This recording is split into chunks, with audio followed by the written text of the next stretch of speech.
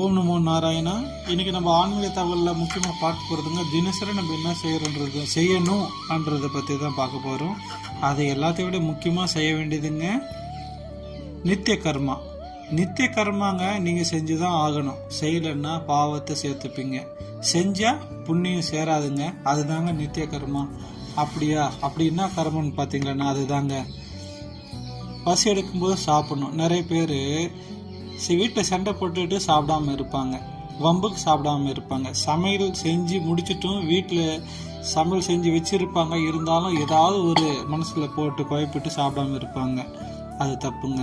சில பேர் மொபைல் பார்த்துட்டு நைட்டு ஃபுல்லாக முடிச்சுட்டு இருப்பாங்க, உடம்பை கெடுத்துப்பாங்க தூங்காமல். அதுவும் தப்பு தாங்க. சில பேர் குளிக்கவே மாட்டாங்க, 6 மணிக்கு முன்னாடி குளிக்கணுங்க. இந்த சரீரம் தேவாலயத்தை சுத்தமாக வச்சுக்கணுங்க. அது பேர் தாங்க நித்திய கர்மா. இது ஏதாவது செய்யலைன்னா பாவம் தாங்க சேரும்.